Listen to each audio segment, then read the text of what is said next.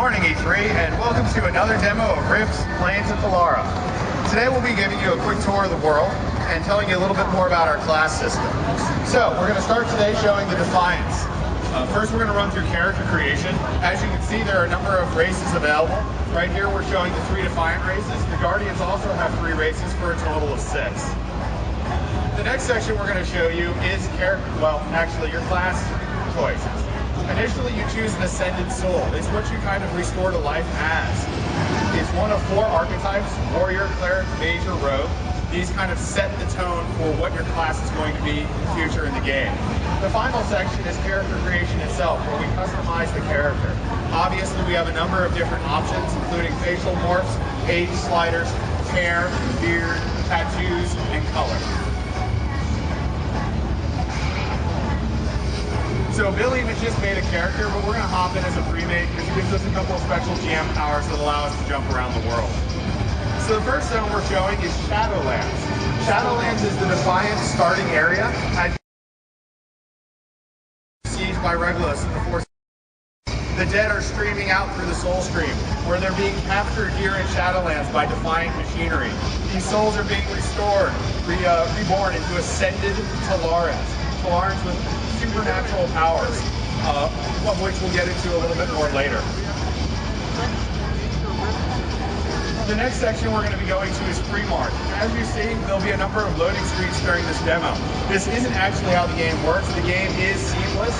You will not get loading screens. However, since we're jumping from area to area, you'll see a couple loads in between. As you can see, Pre-March looks completely different than Shadowlands. We're actually on Telara now. We have a rich and vibrant world. Off in the distance, you see the city of Meridian, which is the Defiant headquarters.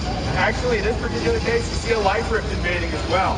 We'll talk a little bit more about life rifts and dynamic events in just a minute. But let's first go to Meridian. So here we are in the College of Planar Studies. This is the heart of Meridian. This is where the Defiants kind of study the planes. They see what their enemies are doing, they harness the power, and they use it to power their arcane machinery. As you can see, this area is a very large, expansive area. Players are going to meet and do social activities in this area, such as the manufacturer where crafting occurs. The other section of Meridian we wanted to show you is Orpheal's Spire. This is the area of the most technology. This is where Orpheal, the leader of the Defiants, actually resides. At the top of this tower, we have a giant planar telescope, which we'll see in just a moment. As you can see, these kind of arcane technologies give the Defiants the edge. They can peer between the veil, between Telara and the planes, to see what's going on the other side and plan their battle plan accordingly. The final section of Meridian we're showing today is the training ground. While the training ground itself is not a terribly interesting area, it does give us the backdrop to talk about something really stupendous. We'll talk about our class system here. So like I mentioned before, the player is an Ascended. An Ascended soul has been reborn from death. Death holds nothing over them.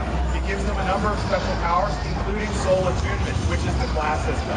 If you're familiar with other MMOs and RPGs, you'll see that these trees are very familiar. This is called the Soul Tree. The top portion of the tree is where players spend soul points to purchase abilities and traits, kind of custom to the way they'd like to play. The lower section is the root. The root of the Soul Tree are automatic abilities that are granted to you as your soul level increases. From normal MMOs is the fact that we allow more than one soul tree. In fact, we allow players to have up to 3 souls attuned at a single time, and that doesn't necessarily be the same soul you started with. As you adventure through Telara, you'll discover new and more powerful souls, each with a unique role and purpose. So Rogue, which is generally a high DPS class, or a high DPS calling, there may be souls that allow you to do things out of the magic spells, or even potentially tank encounters. So Billy, let's hop and show a little more content. The next area we're going to show is Stonefield. So Billy's respected clinging spells as well as using close combat attacks. He's going to fight through this area a little bit. I'd like to point out our monsters are also has a different type of monster in a different environment. These are trolls and frogs. As you know, we have fantasy style monsters, but it's our own look like this in any other game.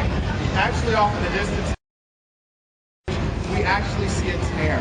This gives me a good opportunity to talk about dynamic. So a tear is the kind of weakening of the veil between Telara and the plains. These signature areas say that an event may happen here soon. So the player has a choice: let it happen on its own, or force a tear to open and see what comes out the other side. Let's open up that.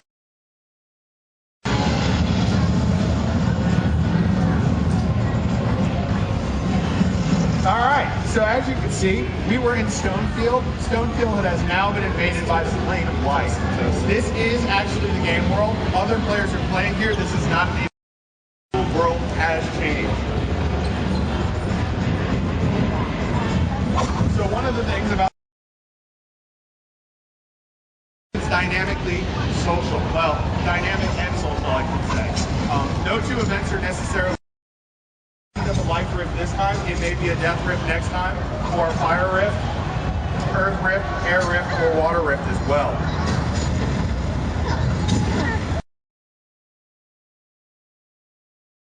From a very long distance away. They are obviously noticeable, just like our stage. And just like you got drawn to our E3 booth, players get drawn to these events in the world. As such, we've designed them to be very socially oriented. While you can complete them solo, if you do it with a group of players, you'll be able to push the event farther, and everybody gets a better reward as a result.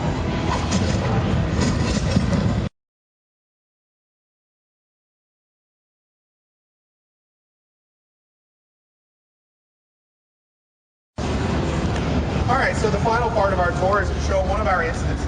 Billy's about to zone into Deep Strike Mines. This is one of the loading screen. Why? Because this is a private custom instance for you. Deep Strike Mines is for about 5 players, so you and 4 of your friends can come here and play through this area. It's thematically built. In this particular case, it's a mine that's overrun by the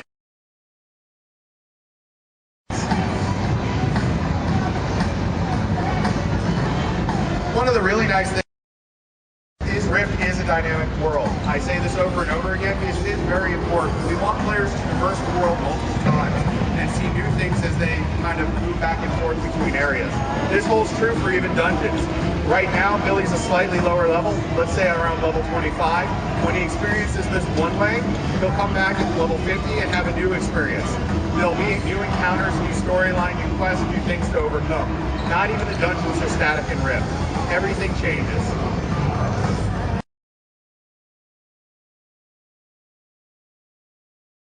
Billy and I are both developers. We'll be here to answer questions after the demo. I would also like to point you over to Edmund Nations, the first MMORTS.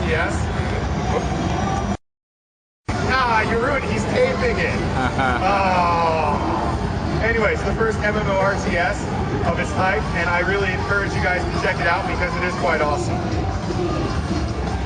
Hate you. My work here is